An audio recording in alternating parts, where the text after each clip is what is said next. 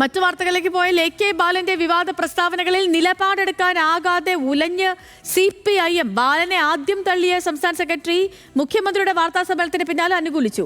Party secretary അനുകൂലിച്ചതിന്റെ തൊട്ട് പിറ്റേ ദിവസം വാർത്താ സമ്മേളനത്തിൽ LDF കൺവീനർ ബാലനെ തള്ളിപ്പറഞ്ഞു. അപ്പോൾ AK ബാലൻ വിഷയത്തിൽ നിലവിൽ എന്താണ് CPIM-ൽ നടക്കുന്നത്? അതിലൊരു നിലപാടിൽ അവ്യക്തത തുടരുകയുമാണ്. പാലക്കാട് ജില്ലയിൽ തന്നെ വർഗീയ കലാപത്തിന് നേതൃത്വം കൊടുക്കാൻ തയ്യാറായ ഘട്ടമുണ്ടായി. അത് ഇവിടെ രണ്ട് വർഗീയ പ്രസ്ഥാനങ്ങളും, രണ്ട് വെച്ചാൽ RSSും ജമാഅത്തെയും മാത്രമല്ല, ഈ കേരളം ഭരിക്കുക ഞാൻ പറഞ്ഞല്ലോ, ജമാഅത്തെ ആയിരിക്കും ആഭ്യന്തര കൈകാര്യം ചെയ്യുക. അവരാണ് അധികാരത്തിൽ വരുന്നത്. ജമാഅത്തെ ഇസ്ലാമിക്കെതിരെ CPIM മുതിർന്ന നേതാവ് AK ബാലൻ നടത്തിയ 2 പരാമർശങ്ങൾ. UDF അധികാരത്തിലെത്തിയാൽ ജമാഅത്തെ ഇസ്ലാമി ആഭ്യന്തര വകുപ്പ് ഭരിക്കും. മാറാട് കലാപം പോലുള്ള സംഭവങ്ങൾ ആവർത്തിക്കും. ഗുരുതരമായ 2 പ്രസ്താവനയ്ക്കെതിരെ UDF രംഗത്തെത്തിയതോടെ CPIM പ്രതിസന്ധിയിലായി. തെരഞ്ഞെടുപ്പ് മുന്നിൽ നിൽക്കെ ബാലന്റെ പൊള്ളിക്കുന്ന പ്രസ്താവനയിലെ അപകടമണത്ത പാർട്ടി സംസ്ഥാന കമ്മിറ്റി ബാലനെ തള്ളി രംഗത്തെത്തി. തിരുവനന്തപുരം ജില്ലാ കമ്മിറ്റി യോഗത്തിലായിരുന്നു സംസ്ഥാന സെക്രട്ടറിയുടെ വിമർശനം. എന്നാൽ പാർട്ടി സെക്രട്ടറിയെ തിരുത്തിയ മുഖ്യമന്ത്രി വാർത്താ സമ്മേളനത്തിൽ AK ബാലന് പിന്തുണ പ്രഖ്യാപിച്ചു. മാറാട് ചരിത്രം മുഖ്യമന്ത്രി ഓർമ്മിപ്പിച്ചു. ഏത് വർഗീയത എന്ന പ്രശ്നമേ ഇല്ല. ഏത് വർഗീയതയായാലും നാടിനാപത്താണ് എന്ന നിലയാണ് പൊതുവെ സ്വീകരിച്ചു പോകുന്നത്.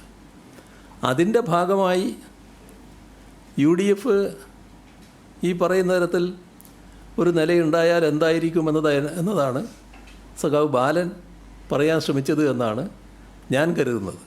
പിണറായിയുടെ നിലപാട് വ്യക്തമായതോടെ സംസ്ഥാന സെക്രട്ടറി തിരുത്തുമായി തൊട്ടടുത്ത ദിവസം വാർത്താ സമ്മേളനം നടത്തി. ബാലന് പാർട്ടിയുടെ പൂർണ്ണ പിന്തുണ.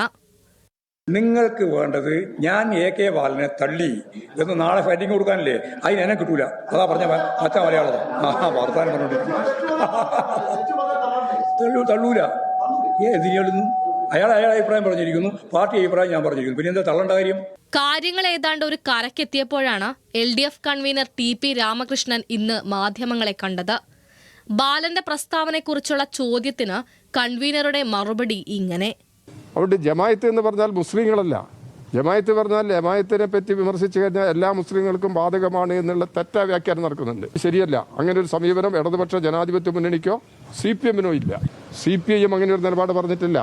ബാലന്റെ സ്വതന്ത്രമായ വീക്ഷണത്തിൽ ചില പ്രതികരണങ്ങൾ അദ്ദേഹം പറഞ്ഞിട്ടുണ്ട്.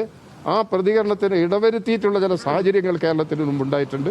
അത് മാത്രമേ പരാമർശിക്കപ്പെട്ടിട്ടുള്ളൂ. CPIM ബാലനെ തള്ളിയപ്പോൾ മുഖ്യമന്ത്രി പിന്തുണച്ചു.